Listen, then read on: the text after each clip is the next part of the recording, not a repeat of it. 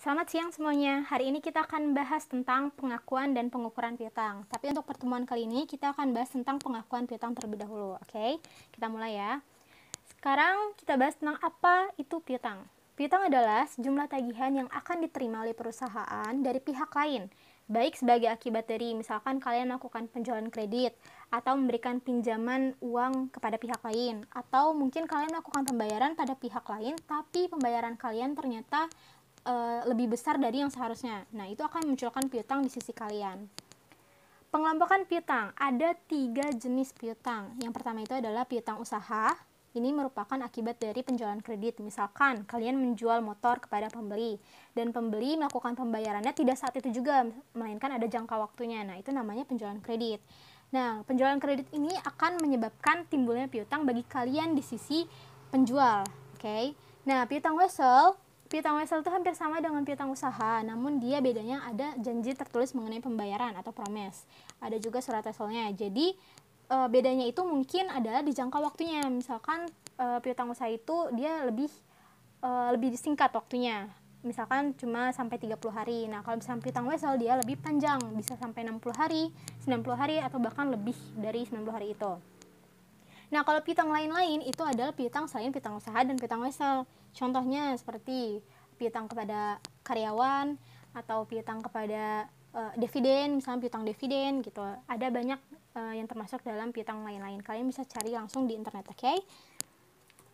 Nah, sekarang Ibu akan menjelaskan tentang pencatatan piutang.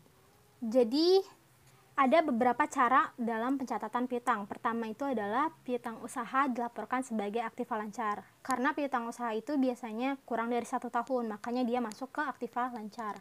Nah, kalau piutang wesel, dia tergantung jatuh temponya kapan. Misalkan jatuh temponya itu kurang dari 1 tahun, berarti dia masuknya ke aktiva lancar. Tapi kalau misalnya dia lebih dari 1 tahun, itu masuknya ke aktiva lain-lain. Kalau piutang akibat penjualan angsuran, itu bisa dicatat sebagai aktiva lancar atau aktiva tidak lancar, karena biasanya kan angsuran itu lama ya jangka waktunya gitu. Nah, yang keempat adalah piutang barang konsinyasi, dicatat hanya barang yang sudah laku. Barang konsinyasi itu contohnya gini, kalian punya barang dagang nih dan kalian menitipkan barang dagang itu ke pihak lain, misalkan ke supermarket. Nah, itu namanya konsinyasi, jadi hanya menitipkan. Dan yang dicatat itu hanya barang yang sudah laku gitu. Paham ya? Oke, lanjut. Selanjutnya adalah pengakuan piutang usaha. Ada beberapa kondisi di mana piutang usaha ini harus diakui. Pertama adalah ketika perusahaan memperoleh piutang dagang melalui penjualan kredit. Seperti yang sudah Ibu jelaskan sebelumnya, kalau misalnya kalian melakukan penjualan kredit pasti muncul piutang, makanya ini harus diakui.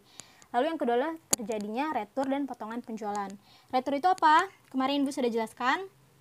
Retur itu adalah pengembalian barang dari pembeli ke penjual. Jadi misalkan barang dagang yang kalian jual itu ternyata sampai ke pembelinya itu cacat atau tidak sesuai pesanan. Nah, pembeli itu berhak untuk mengembalikan barang tersebut ke kalian. Itu namanya retur, pengembalian barang. Nah, kalau potongan penjualan itu berarti kalian memberikan diskon atau potongan apabila pembeli berhasil melunasi hutangnya kepada kalian di waktu yang sudah ditetapkan. Misalkan kalian akan memberikan diskon sebesar 2% kalau pembeli bisa melunasi dalam waktu 10 hari. Nah, itu. Potongan penjualan dan retur ini bisa mengurangi piutang kalian, oke? Nah, yang ketiga adalah adanya pelunasan. Ini terjadi ketika pembeli sudah melunasi hutang-hutangnya ke kalian. Berarti piutang kalian berkurang dong. Nah, ini harus dicatat atau diakui. Contoh soalnya, oke? Kita masuk ke contoh soal. Pada tanggal 1 Maret 2020, PT Angkasa menjual barang dagangan kepada PT Rahardi seharga 10 juta rupiah dengan termin ini artinya syarat pembayaran ya, 2/10. Apa nih artinya 2/10? Kemarin sudah Ibu jelaskan. 2/10 itu artinya kalian akan memberikan diskon 2% kalau PT Rahardi berhasil melunasinya dalam waktu 10 hari, oke? Nah, N/30 ini artinya PT Rahardi hanya punya waktu 30 hari untuk melunasi hutang-hutangnya. Oke, tanggal 1 Maret gimana nih pencatatannya? Berarti gini kan, 1 Maret 2020. Karena dia penjualan kredit, berarti dari PT Angkasa akan muncul piutang dagang. Piutang kalau bertambah ada di sebelah debit senilai 10 juta rupiah. Nah, karena ini merupakan transaksi penjualan kredit, berarti penjualan kalian naik dong. Kalau penjualan naik berarti ada di sebelah kredit. Penjualan di sebelah kredit senilai 10 juta rupiah. Oke, lanjut. Pada tanggal 7 Maret, ada beberapa barang yang cacat, sehingga dikembalikan kepada PT Angkasa sebesar 1 juta rupiah. Ternyata nih, barang yang kalian jual ke PT Rahadi ada yang cacat, dan PT Rahadi mengembalikan barang itu ke PT Angkasa. Berarti artinya itu apa? Retur kan? Berarti pencatatannya gimana? Nih, 7 Maret 2020. Retur penjualan bertambah kan, ada di sebelah debit senilai 1 juta rupiah. Ini adalah yang dikembalikan. Dan karena tadi Ibu sudah bilang kan kalau retur itu akan mengurangi piutang kalian. Berarti piutang kalau berkurang ada di sebelah kredit senilai 1 juta rupiah. Oke, lanjut.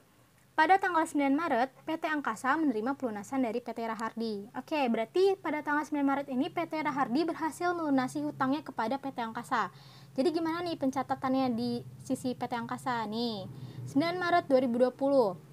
Karena dia melunasi, berarti dia mendapatkan kas dong. Kalau kas bertambah, berarti ada di sebelah debit. Tapi nilainya adalah senilai 8.820.000. Kenapa? Karena kita lihat nih, awalnya dia punya piutang 10 juta rupiah. Tapi kan ada retur 1 juta rupiah. Berarti sisa piutangnya berapa? 9 juta rupiah dong. Nah, tapi ternyata PT Rahardi itu melunasinya sesuai dengan syarat yang diberikan oleh PT Angkasa kalau dia mau mendapatkan diskon. Kan dia membeli 1 Maret nih. Nah, dilunasi 9 Maret. Berarti jangka waktunya berapa hari? 8 hari kan? Berarti dia memenuhi syarat untuk mendapatkan diskon. Karena kan syaratnya maksimal itu 10 hari. Berarti PT Rahardi itu berhasil mendapatkan diskon dari PT Angkasa senilai 2%. Berarti caranya gimana nih buat mencari potongan penjualan? Berarti 2% dikali 9 juta, tadi kan piutangnya sisanya 9 juta kan, karena sudah dikurangi retur, maka 2% dikali 9 juta sama dengan 180.000, ini potongan penjualan di debit. Berarti kas yang dia dapat 9 juta dikurang 180.000, berapa tuh? 8.820.000. Nah, ini kas yang kita dapat karena kita sudah terjadi retur, jadi piutang kita berkurang, terus juga kita ngasih potongan penjualan, makanya kas yang kita terima juga berkurang gitu. Nah, karena sudah melakukan pelunasan, berarti piutang kita sudah selesai dong. Kalau piutang sudah selesai, berarti piutangnya sudah berkurang. Kalau berkurang, piutang ada di sebelah mana? Ada di sebelah kredit. Berarti piutang dagang senilai 9 juta rupiah. Oke, paham ya sampai sini? Udah segitu aja untuk melakukan piutang usaha. Gampang kan? Karena Ibu sudah menjelaskan juga sebelumnya di bab yang piutang usaha itu. Kalau misalnya ada yang belum jelas, kalian bisa tanya langsung di Google Classroom. Ibu akan jawab sebisa mungkin, oke? Terima kasih.